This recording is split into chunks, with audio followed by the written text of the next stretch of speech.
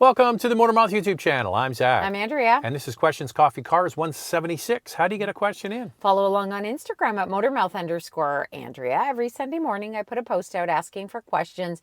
Once we gather them, the post is deleted and we start the show. Time now for Questions, Coffee, and Cars. Your questions from Instagram. I'm currently shopping for a new CUV. I really can't make up my mind. Should I hold out for the 2026? Leaning strongly towards a Sportage. I think that the Kia is a great choice. We saw it at the LA Auto Show, the new one, and it looks good, and the hybrid is so quiet. So the good news is that the hybrid system is carried forward. So it's been proven to be quite reliable, and I like the new design language on the outside. I think it looks great on the inside, and I think that, yeah, you're probably smart now as we're getting closer to summer that you just wait a few months and then get the new model year in the fall. Some brands, they bring in their 26s like in September, October. Others, they wait till later or even into the new actual calendar year. But yeah, you kind of want to have the next year, and why not just wait? Call the dealer, tell them you want the blue one. I like the blue one. The blue look cool, that lighter blue. It comes standard with wireless Apple CarPlay and Android Auto. So you've got all that latest tech. I would totally wait for the 2026 model. It's interesting because we just reviewed the Volkswagen GTI and Golf R, the refresh, and they were 2025 models.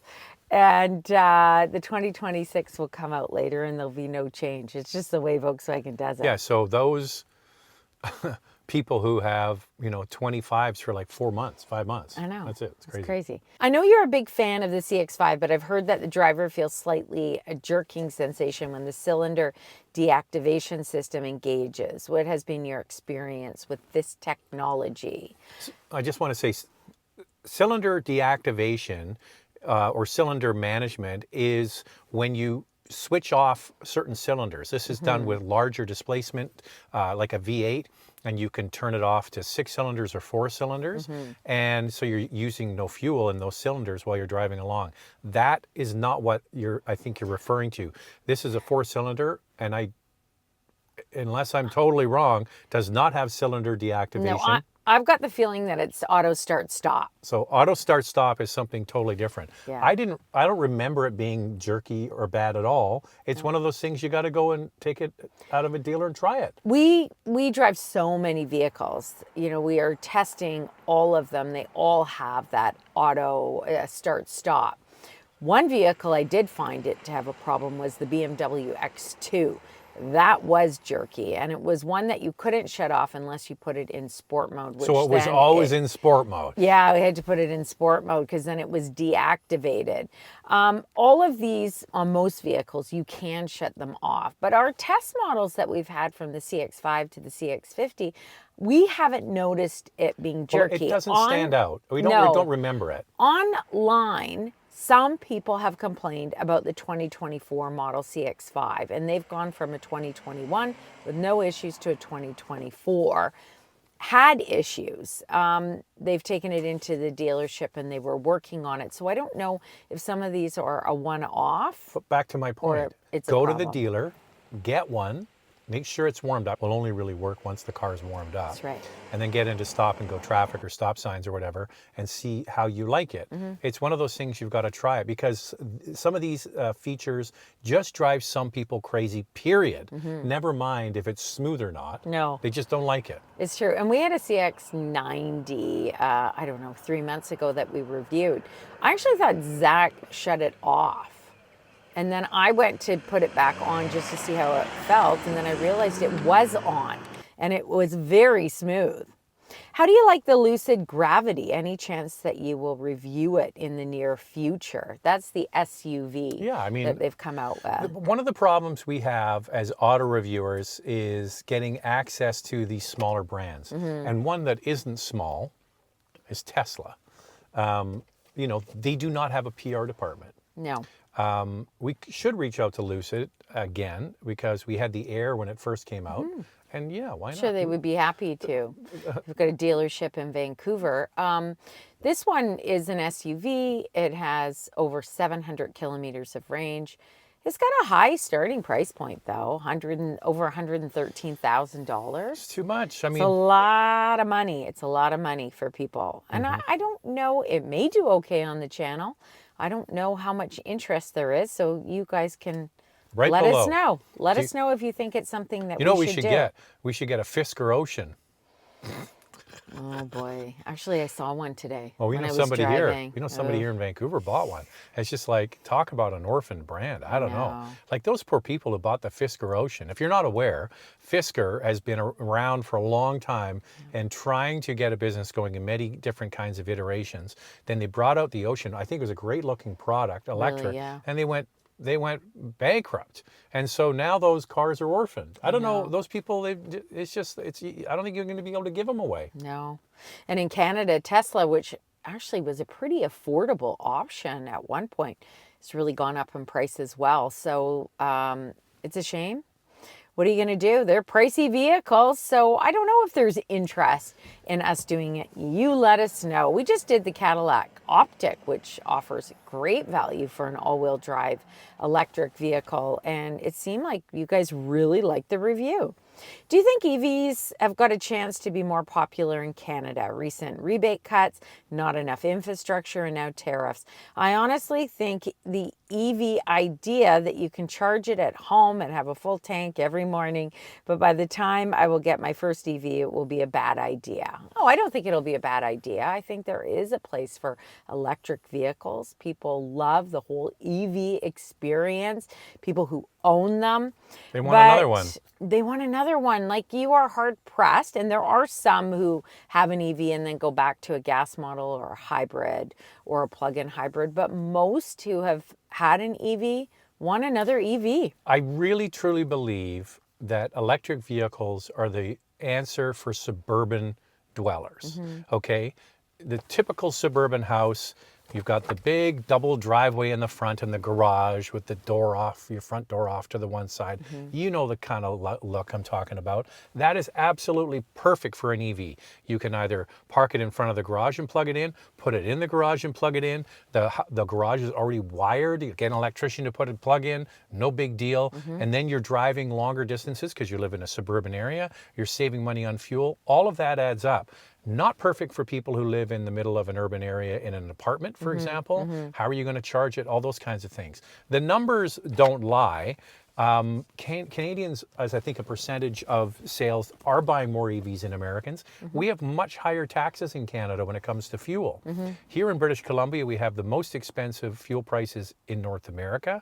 We had a carbon tax until recently, and now the rebates are gone. So sales of EVs in British Columbia was about 20 to 23% of new vehicles, but it's dropped already now that the federal rebate is gone. I think it's going to settle into kind of like around 10 to 15%. You know, in the last QCC we did, we actually talked about this, and I think that it's the manufacturers are going to have to get more aggressive with price point, and that will drive up the EV sales. Whether MSRP maybe stays the same, but you have more money on the hood, lower interest rates, things that appeal to people. There are many people who lease vehicles, and if you have a lower interest rate and your monthly payments are low, some people will be like, yeah, this is pretty great, especially if you are driving a premium gas model, let's say, where you have to put premium fuel in. And we have very expensive gas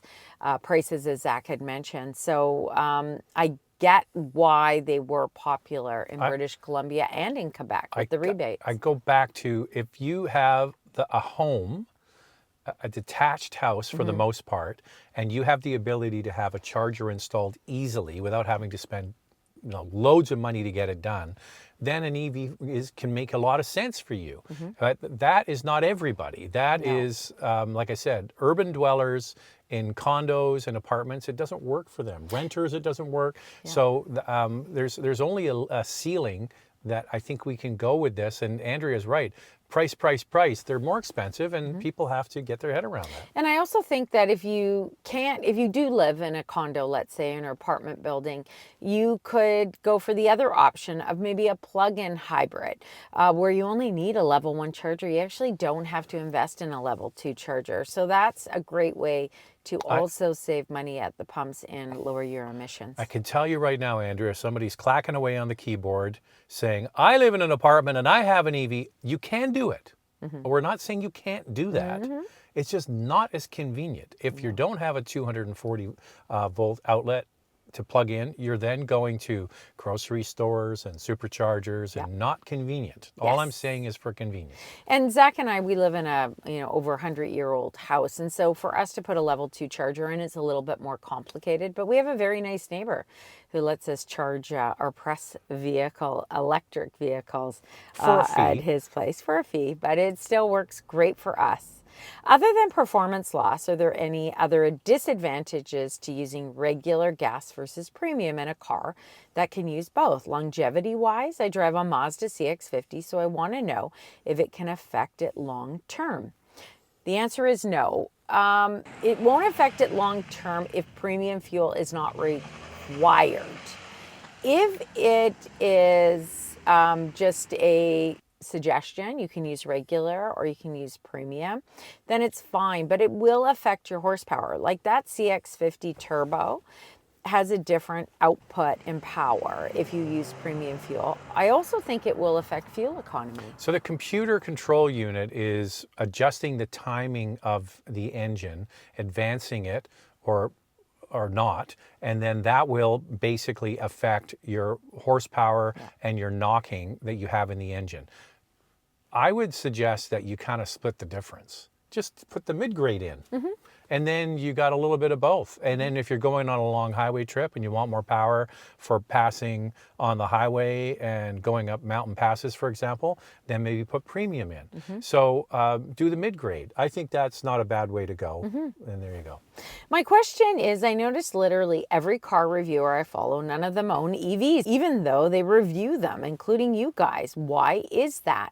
Well, I actually, both Zach and I know reviewers who do own electric vehicles. Maybe they don't say it on their channel. I don't know, but they are out there for sure.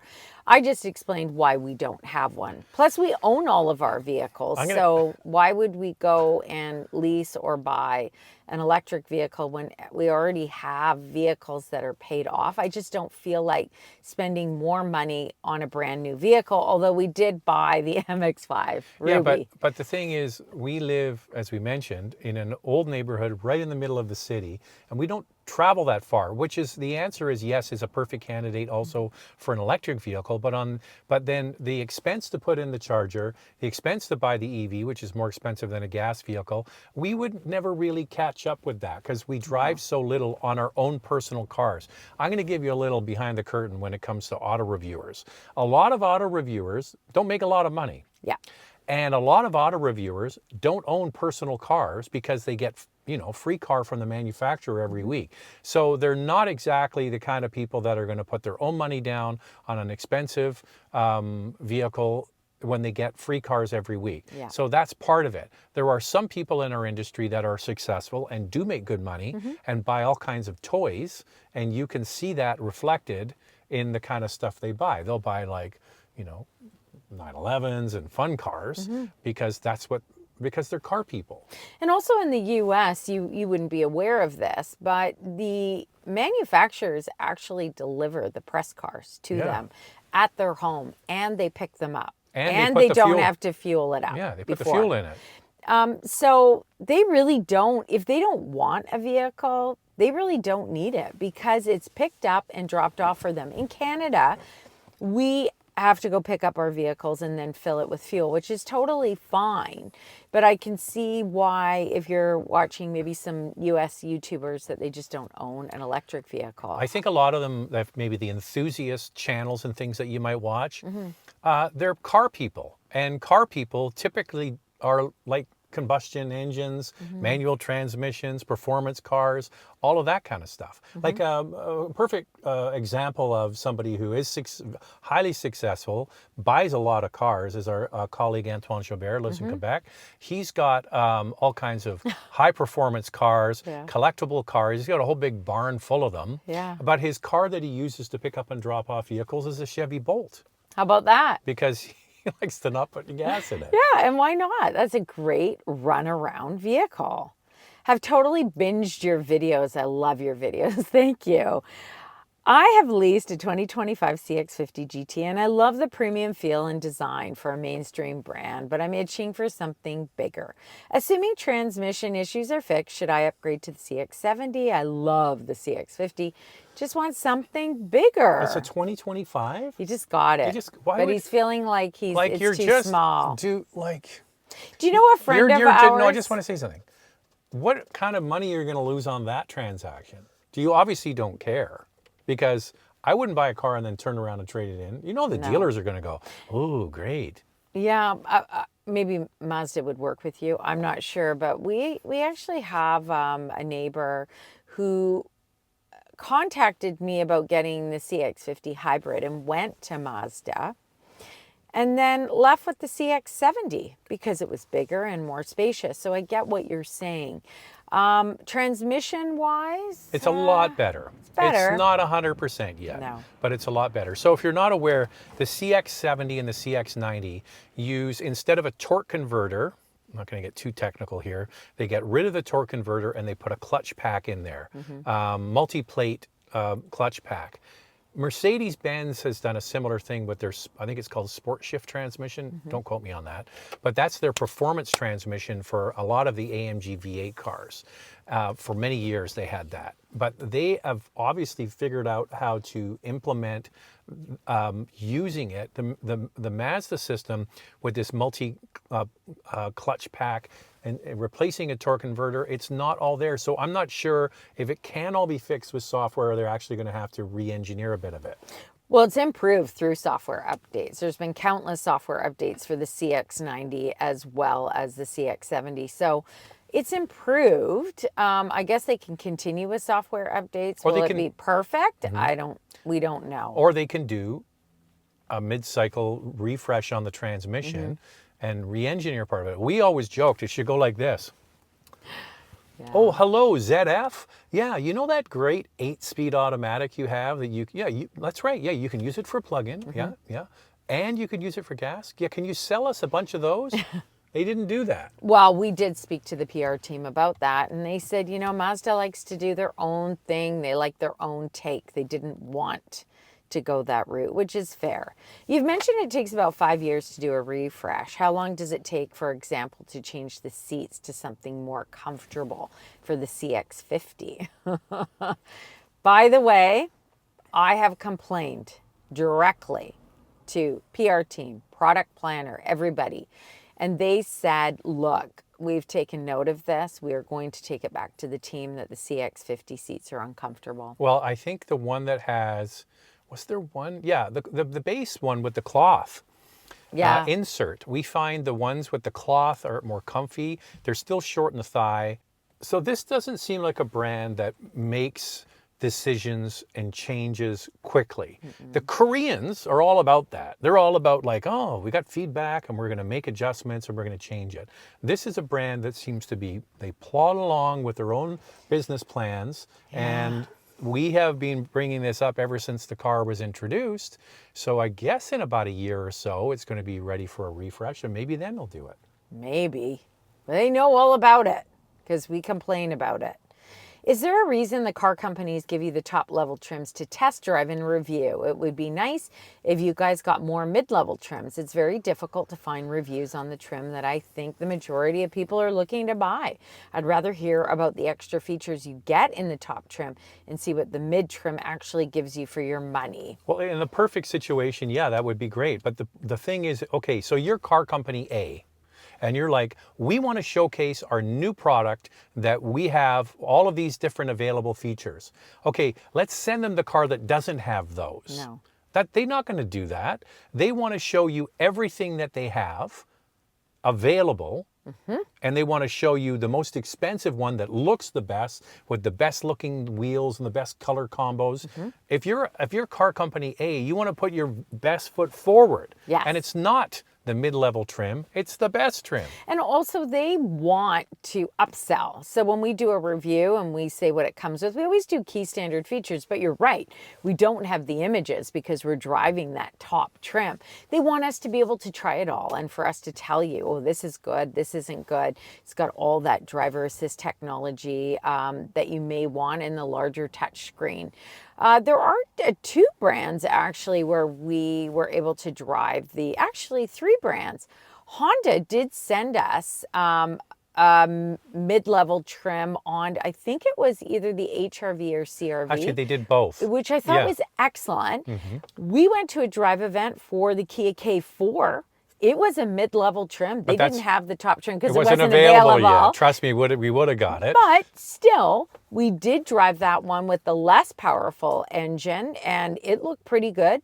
And then Mazda, because we actually do complain about this stuff, they added a base model CX-50 in the press fleet, and we were able to try out those cloth seats. And both Zach and I said, this is the one we'd get. But the issue is that CX-50 is a perfect example of a car that's been in the marketplace for a couple of years. So they can afford to put one of those in. Yeah. If the car was brand new and it just came into market, guaranteed it's the top turbo GT version with all the bells and whistles. Yeah. They want to put their best foot forward. And if you were car company A and said, I want to put my best foot forward, you send out the top trim. It's frustrating because we don't get the one, to your point, that most people buy. It does happen. We do eventually sometimes get some, but not always. No, they just want us to drive that top trim.